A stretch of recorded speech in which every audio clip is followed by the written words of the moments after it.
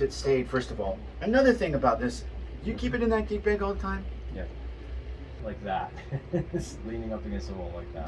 That's going to cause problems. Yeah. So we've got to come to another... Problem is I've never been able to find a hard shell case that will fit in. You've got to come to another way to store your bass. Okay. You can't have... You don't want this leaning up against the wall like that. Right. It's just causing problems. It's putting tension on this neck. Right. It's going to cause it to bow. Okay. Okay. We don't want. You know anybody that makes custom? We don't want it to get any worse. But I can tell you one thing that you might want to do if you have a closet that nobody goes to that you can store this in. I do. Where it would store, let's just say, straight up and down, vertical like this, straight up and down, with not leaning. Right. I can figure out a way. Not leaning like this, but try to get it as straight up and down as you can. Yeah, and store it that way 99.9% of the time, if you can. I can put it between two other cases so it Okay. will be vertical. That's going to be best until someday you figure out, you know. Yeah, nobody makes a case that'll fit in that I ever found. For one thing, it's crazy long. It's much longer. It's really long than a normal bass. This feels like it has stayed exactly where I put it yesterday. Okay. So, just go ahead and have a seat. You can grab this and then take a spin on it. It's going to feel a lot different than it did before. No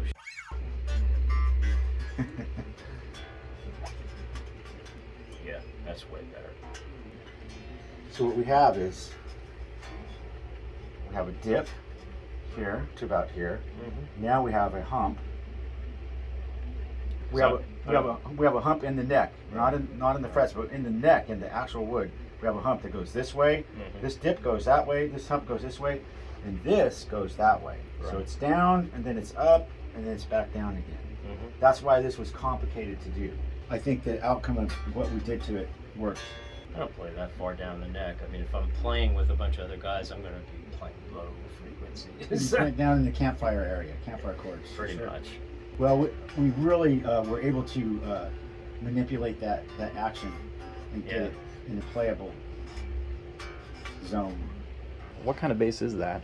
It's a Spalt Terminator bass by Michael Spalt. He's from Austria, and he had a shop in LA for many years. And I worked with him on a number of different projects. It was my idea to have the sliding pickups, basically a prototype. It evolved into a standard model that he makes, but it's not exactly like this, and it doesn't have the sliding pickups. So this is a one-of-a-kind, basically.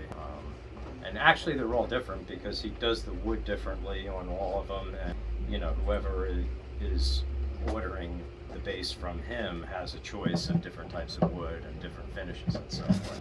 So they're all slightly different from each other, but it's kind of an innovative thing because you don't normally have an aluminum body like this, and you can adjust this wing whatever your comfort level is. This works out really nicely as a thumb rest right here. That's super cool. Yeah. And the wiring is exposed, which that's part of the industrial aesthetic of it, which I like. Some might find that odd, but I like it. All the aluminum parts he makes himself. He's quite the artisan, I would say. Yeah, it's a cool bass. The thing I like about it most, though, is the sound of it through an amp. It has the most clarity of any bass I've ever owned. I own 12 basses currently. This is more clear sounding than any other bass, and the tone is very distinct. It has a growl to it. The aluminum, body, that's an integral part of how it sounds. So, it's unusual looking, but it's also unusual sounding, especially the lower notes. There's a lot more clarity there. Other basses, especially 5-string basses with the low B, those lower notes are not that distinct. With this bass, they are. It has much more clarity than you would normally get. And I attribute that to the aluminum body. Would you say this is your number one? Like that's the one you play the most? No, not really. I have an original 59 precision bass, and that's my main bass. I started playing like 50 years ago on a Fender Precision. That ends up always being my go-to bass, pretty much. It's just the one I'm the most comfortable with. I can't say it's the best sounding one. It has a very distinct sound to it. It's got that Motown kind of James Jamerson kind of sound in spades. If you want that kind of sound, that's it. What kind of music do you primarily play? Well, I was in punk new wave bands in the 70s and 80s. Eventually, followed my engineering background. I'm an engineer, actually, mechanical engineer, and I actually make design cables for guitars, do work for Vox, I do lawyer cables, I do cables for Fender. I also have a business partner who used to work for me in China that makes amplifiers for, we did the vintage modified Bandmaster, we've done some Fender amps, we make PRS amps, we make Black Star amps, we make Supro amps, one of which is over there. That came from my factory, that amp over there. Yeah. Part owner of a cable factory in China. And so I use all these instruments to voice cables, basically. I mean, Very cool. It's become part of my business, really. I was in a lot of bands that had really good potential. The problem was, musicians are unreliable, and we had so many personnel changes all the time. Finally, I just gave up. I said, this is ridiculous, Looking for a new drummer every couple of months, or a new guitar player, or, can't find a keyboard player. It just got to be a lot of trouble. Plus, I have an engineering background, so it was pretty easy to go into that career. So How long have you been doing cables? 25, 30 years. Or more.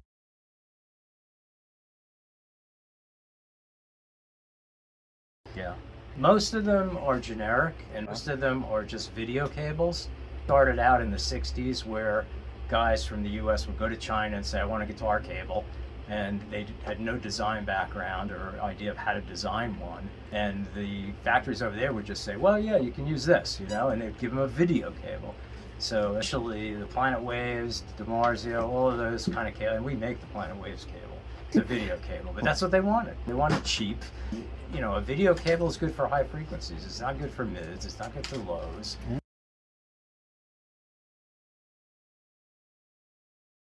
Yeah, well, the other thing too is every conductor gauge sounds different, and when you start combining different gauges, you get different kinds of sounds. Interesting. And then stranded cable versus solid core cable, totally different sound. Can I have you build me a cable? I brought you a bunch of them. Right there, that's your early Christmas present. You're kidding. Really? Yeah, I did. For guitar? Yeah, a whole bunch of cables. Are you serious? In this bag, yes. Those are all my designs. Well, I'm gonna, wow, thank you. That's awesome. Holy cow, look at that.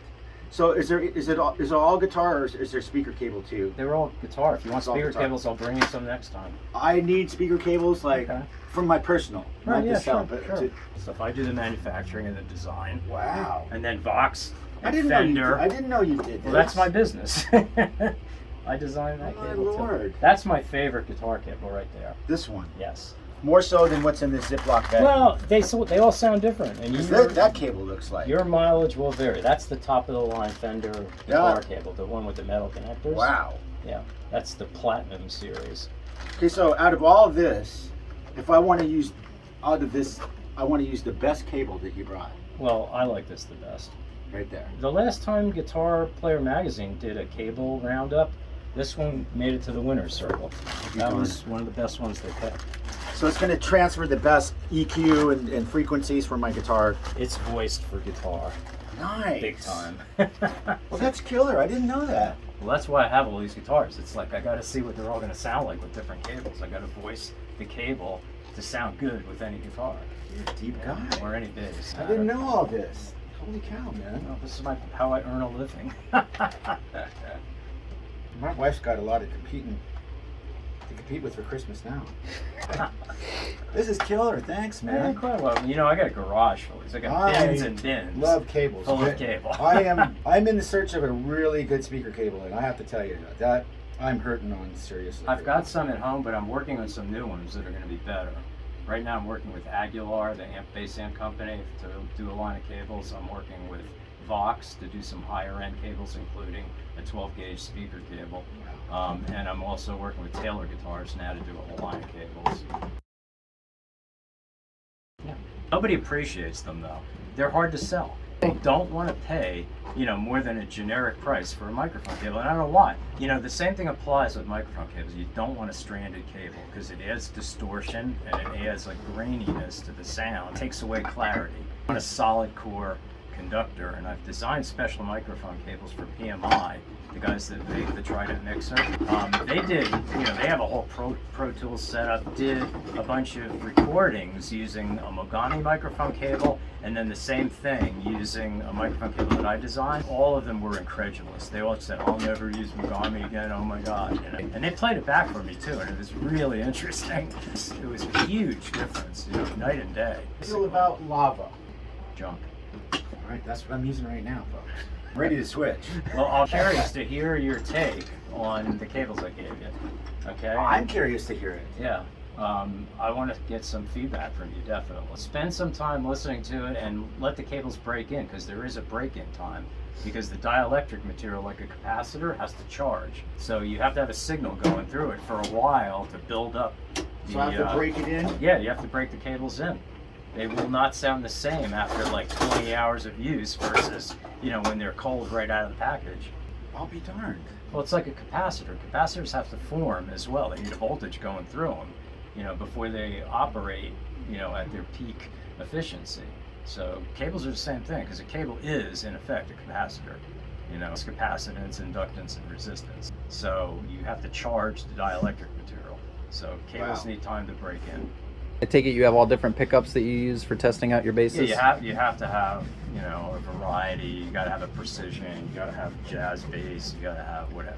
So I've got a lot of different basses. It's a little more critical with guitar because there's not as many variations of bass pickups out there, or basses really. But being a bass player, I have a lot of basses because I just like it.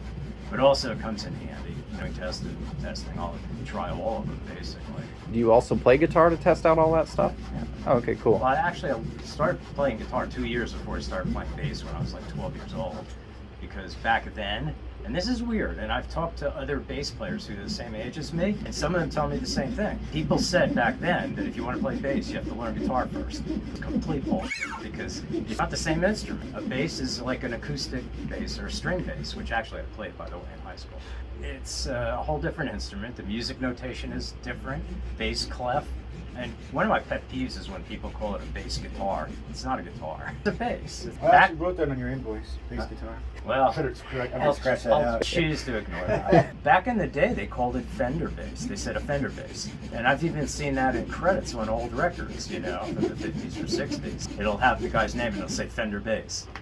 Because back then, that was it. I mean, Fender, pretty much revolutionized or, made the electric bass a standard instrument, which didn't exist before. Sometimes it feels so foreign when I pick up a guitar after I've been playing. Pretty much I play bass every single day. Guitar, not really, maybe once a week or something like that. Do you make that Black Star combo? It's called the Pro. It's the one that Waddy Watchell, whatever. he uses. Yeah. See, I'm part owner of a cable factory in China, okay? I used to work at Monster Cable. I was in charge of product development there for 5 years, and eventually I started forming relationships with some suppliers in China, ended up becoming a part owner of a cable factory, and we started a side business that I was a shareholder in also called Gen X, and we were making amplifiers for a lot of people. We made amplifiers for Fender and a lot of other companies, Vox, Black Star, PRS. The guy that founded the amp company, the electronics company, used to work for me. He was my employee at the cable factory. We formed the electronics factory as an offshoot. Eventually he left and started, his own business with several of the engineers, and that became another business for me as well. Manufacturing's moved to China. Are you all using like the same companies to build stuff? Pretty much, and a lot of it is I'm involved with because I've got my fingers in a lot of different things because of my relationships over the past 30 or so years. You make a lot of contacts in business, and a lot of times people leave one company and go found another company or go work at another company, and then you got that connection and on. So basically I can make almost anything, in China now with all of the contacts and business partners that I have over there. It's just from, living over there for many, many years. And I have an apartment there. I have a home in Taiwan. My wife is Taiwanese, in Asia most of the time. Here now because of the pandemic, pandemic, normally I would be in China. My office is in China. I go back and forth to Taiwan.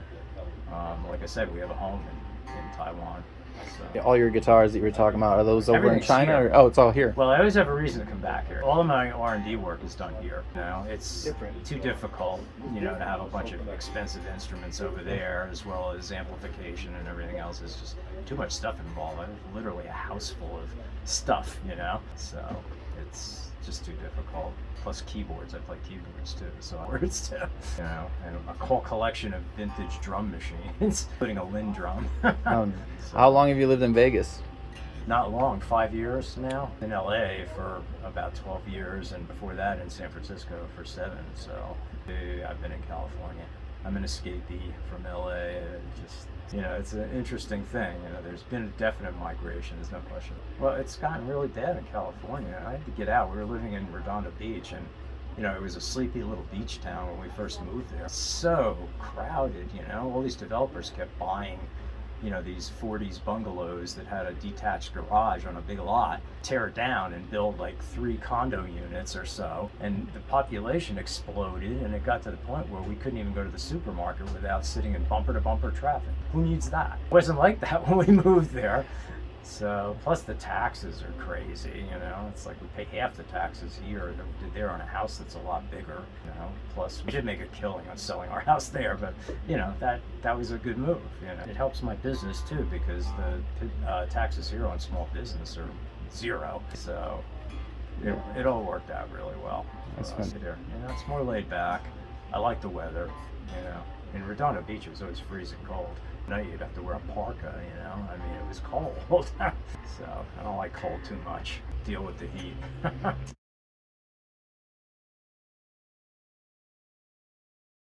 Gave it up in the late 80s, I guess it was. I've got a lot of tapes, studio recordings and stuff, and did some recording when I was living on the East Coast. Originally, I'm from New Jersey.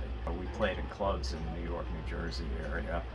CBGBs. I saw the Ramones live on occasion, you know, stuff like that. I was really into the whole punk new wave kind of thing. So, did some recording. I have a lot of material I've written over the years, and I've got a backlog of stuff. I still got studio tapes and things like that. I'm gonna have to do something with it eventually. My studio's not set up. I've got all in boxes. No, I think a lot of this material that I did back then could be reworked for today, you know what I mean? Kind of what my goal would be. Got a lot of songs that I think would be really cool because I would take another look at it and, you know, change things around a little bit, you know, that kind of thing. But I've got some tapes of live performances we did with bands too, and that's a real hoot to listen to. It's great. But I've got a original 52 Tweed Deluxe bar amp, and I've got 2 58 Gibsonettes, which is a really cool sounding amp. It's single-ended parallel. It's got 2 6v6s in parallel, so it's parallel single-ended. It's an amazing sounding amp, and it's a real sleeper. Nobody knows about them, realistically.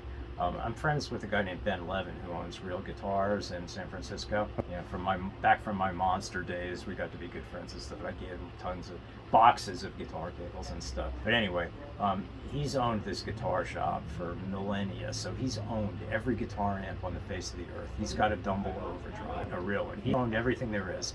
And one day he told me, Jay, the best sounding amp I ever heard was the Tan Tolex Gibsonette. He said, that is the best amp I've ever heard. A lot. So I ran out and bought one, and he was right. The thing sounds incredible. I think it sounds better than my Tweed Deluxe. Buying it for $500-600, you know. The most recent ones I saw on eBay were going for, one was like a 58 or 59, and the guy wanted $750 for it, and then he had another one that was an earlier one. It was like 52 or 53, which I'm not even convinced they made them in that year, and he wanted like 12 or 1300 for it or something like that, which I think was overpriced. Go for a lot of money because nobody knows about them. Well, in Vintage Guitar Magazine, this month's issue, they just did a review of the successor to that amp called, it's a GA8. The Gibsonette I'm talking about is called a GA8. But in around 1960, they changed the name to Discoverer, and it's still a GA8. And the only difference is it went from a 10-inch speaker to a 12-inch speaker. And the only difference. The review of it was lukewarm. That's something like, well, because it's single-ended, it can be spongy sounding and blah, blah, blah, blah. And if you read between the lines, you can tell it's a really good sounding amp, but it wasn't his taste. Well, a push-pull amp is going to give you more punch and more this, or and less hum and blah blah blah. So he pointed out all the defects and kind of dwelled on that a little bit too much, I think, but he didn't really do it justice. It wasn't accurate, and it wasn't, I don't think, a review that would have come from a guy who was really, really in love with that amp. So he obviously wasn't a fan of that amp, but I am, and others are, because it has a certain sound that it has its own voice. It's not Fender-like at all. It's very different because it's single-ended parallel, which is very unusual. Not many amps that are single-ended parallel.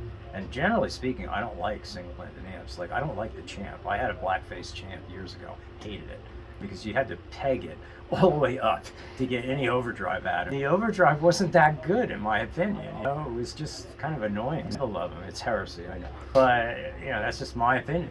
Everybody's looking for a different sound. So, and to me, that's just not the sound I'm looking for. But the thing I like probably most about the Gibson or the Discoverer is they're very touch sensitive. Really react to you're playing in a way that most amps don't. Very lively, sounding, which makes it just a pleasure to play. Incredible overdrive. You don't have to turn it up that loud because the damn thing's only 8 or 9 watts. So you don't have to turn it up that loud to get overdrive out of it. In fact, it doesn't have a great clean sound. I have to, that I would have to agree. Not have a great clean sound, not like a Fender, To choose only one amp, that would probably be it. To me, that's the sound I'm looking for. In almost every instance, you can still get a clean sound out of it, and it is, very distinctive. Cool amps, they really are. I highly recommend them. I've got 2 of them, so I don't care who knows anymore. Like I said, they don't go for big money because people don't know about them. Plus, a lot of people would probably consider it underpowered. I mean, it's it's an 8 or 9 watt amp. All you can use it for is practice or record. There's still a huge demand for 20 to 40 watt amps. Because you can gig with those. Your plays in bands or whatever, they're going to want more power than 9 watts. But it's perfect for recording. It's the right amp for me in most cases. Although not every guitar is suitable for every amp. That's the other thing too. My Telecaster sounds terrible. Well, I have 3 Telecasters. My 78 Telecaster sounds awful through my Marshall. It's horrible. It's a really bad match. 78, it was in here just recently, but it's just a stock 78 Tele. Yeah. But it's an amazing one. It has an incredible neck and incredible pickups. It has too much of that twangy sound through a Marshall. Through the Tweed Deluxe, it's like the voice of God. I mean, it's incredible. It sounds amazing, but not through a Marshall, Marshall likes humbuckers, I had a friend who had a 57 Telecaster, or 57 Strat that I played in a band with back when I lived in New Jersey, and he bought a Marshall at one point. He was playing through an Ampeg VT22, which is another unloved, known amp. An amazing amp, incredible. And it sounded amazing. Buys a Marshall, and it sounded like garbage, really. It sounded absolutely like garbage. And the idiot, instead of getting rid of the Marshall, which is what I would have done, he got rid of the Strat and got a Les Paul. What a jerk. That was back in the day when none of those guitars were, they were expensive then, I remember seeing, 58, 59 Les Pauls for $500, but, to me, that was a lot of money then, that kind of money on a guitar. What's your thoughts on pickups? I tend to leave the pickups that they come with on there unless they suck. Okay.